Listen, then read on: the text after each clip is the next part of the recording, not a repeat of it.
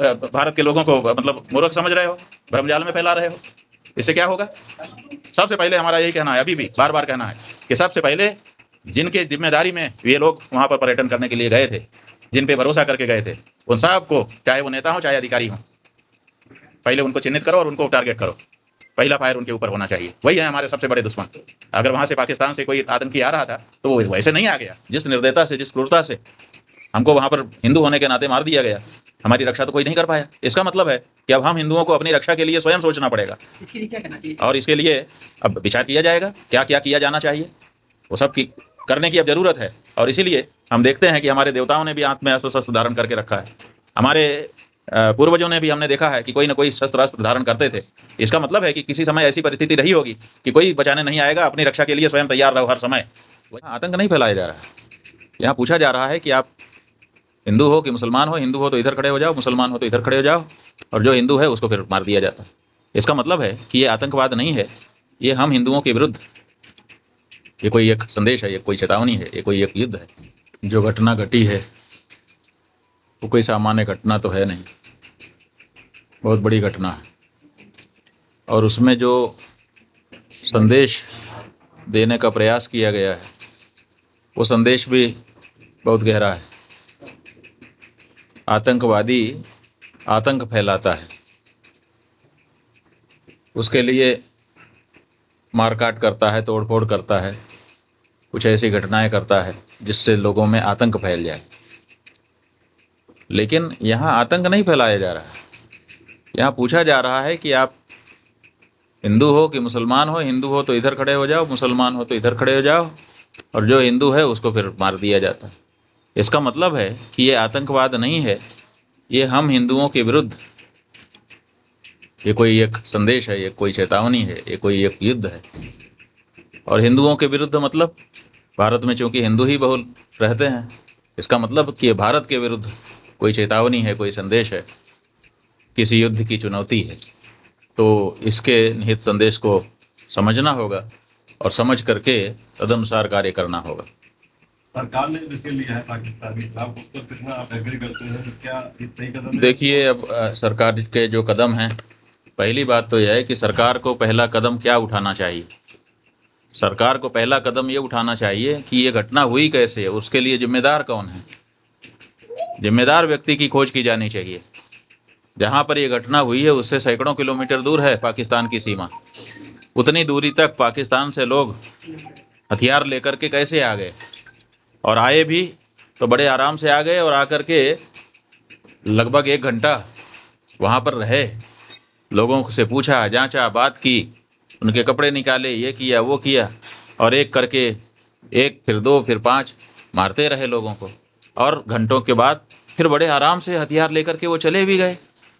तो कैसे वो आ जाते हैं इतनी दूर से, और कैसे वारदात करके कैसे चले जाते हैं, और इसके लिए कौन जिम्मेदार है? इसके बारे में पहले तो सरकार को ये पता लगाना चाहिए कि जिम्मेदार कौन है, और उसकी जिम्मेदारी सुनिश्चित करके उसको दंडित करना चाहिए। सबसे बड़ा दुश्मन हमारा वो है जो हमारे ही यहाँ रह करके इन चीज़ों को दबा रहा है। तो सबसे पहले सबसे बड़े दुश्मन को पहचानना पड़ता है। उसके बाद तब नंबर 2 पर दूसरा दुश्मन आता है जो हमारे सामने है, लाइन खींच करके लड़ रहा है। और उसके बारे में भी हम लोग क्यों कार्यवाही नहीं करते हैं? पुलवामा में उन्हीं लोगों ने घटना की थी, कहा गया, और आज तक क्यों फिर हमने उनको छूट दे रखी है? क्यों हमने सीज फायर करके रखा है? हमको कहा जाता है कि नोटबंदी कर देंगे तो आतंकवाद की कमर टूट जाएगी, हम कहते हैं कर दो। हमको कहा जाता है 370 धारा हटा देंगे तो आतंकवाद की कमर टूट जाएगी, हम कहते हैं हटा दो। जो भी हमको झेलना पड़ा, हमने कभी मना नहीं किया, क्योंकि हम आतंकवाद को समाप्त करना चाहते थे। लेकिन ये सब करने के बाद भी आतंकवाद तो जहाँ का तहाँ है, बल्कि और ज़्यादा विभत्स रूप में, और ज़्यादा दूसरे रूप में सामने आ रहा है।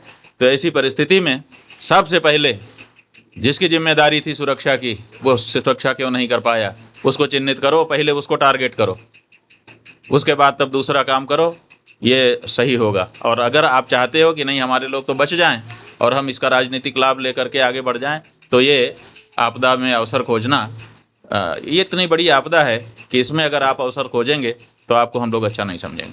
मतलब जिस तरह की गतिविधियां चल रही है, कोई संतों की क्या प्रतिक्रिया, क्या समाज भाई संतों की प्रतिक्रिया ये है कि जब हम हिंदू धर्म के आचार्य हैं, हिंदू धर्म के संत हैं, अब हमारे मन में ये बड़ी चिंता है कि हिंदू होने के कारण हमको मार दिया जाता है। हिंदू होने के कारण हम ये सोच रहे थे कि हमारा तो कोई इस संसार में दुश्मन ही नहीं है, क्योंकि हम तो वसुधैव कुटुंबकम की भावना रखते हैं, सारे संसार को अपना परिवार मानते हैं, अपना कुटुंब मानते हैं, किसी के प्रति हम दुर्भावना नहीं रखते हैं। ऐसी परिस्थिति में जो समाज किसी के प्रति दुर्भावना न रखता हो, चींटी को भी मारने में तकलीफ का अनुभव करता हो, उस समाज को केवल वो हिंदू है इसलिए मार दिया जाए, इसका मतलब है कि हमको भी अब सोचने की और समझने की ज़रूरत है कि हम अपनी रक्षा कैसे करें हिंदू होने के नाते। या तो हिंदू होने के नाते हम मारे जाएं, और या तो फिर हिंदू होने के नाते भी हिंदू होकर के भी अपनी रक्षा करें। जो सरकार है वो तो रक्षा करने में समर्थ दिखाई नहीं दे रही है, क्योंकि कश्मीर में बड़े बड़े वादे किए गए थे लेकिन ध्वस्त हो गए।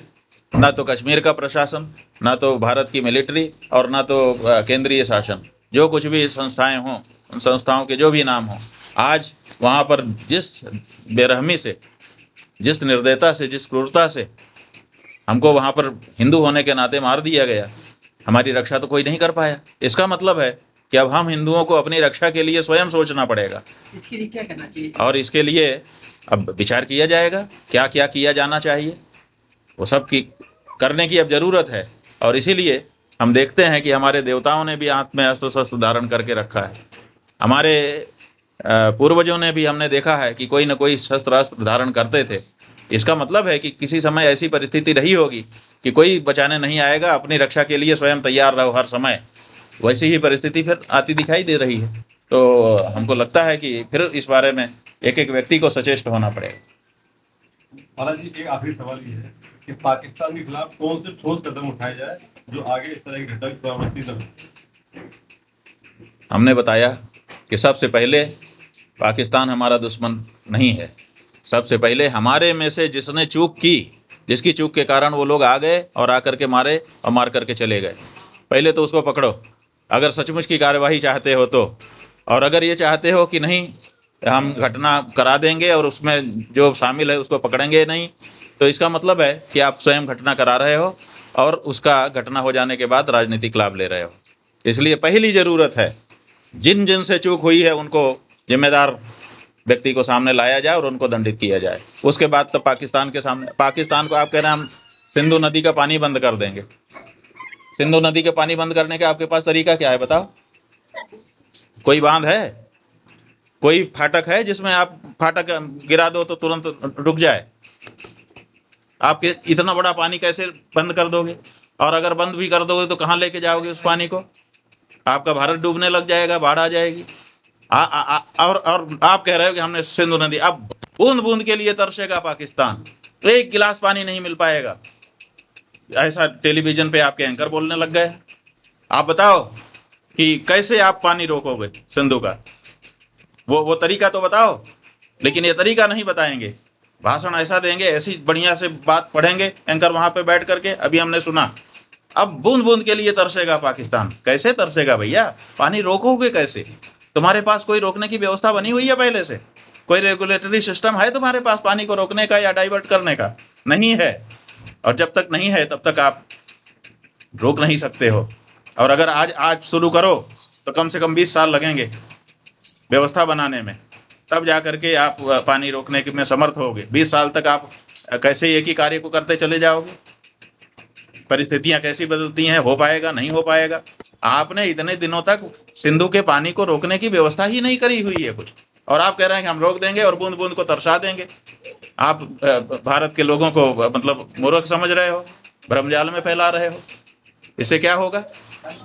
सबसे पहले हमारा यही कहना है, अभी भी बार बार कहना है कि सबसे पहले जिनके जिम्मेदारी में ये लोग वहाँ पर पर्यटन करने के लिए गए थे, जिन पे भरोसा करके गए थे, उन सब को, चाहे वो नेता हो चाहे अधिकारी हो, पहले उनको चिन्हित करो और उनको टारगेट करो।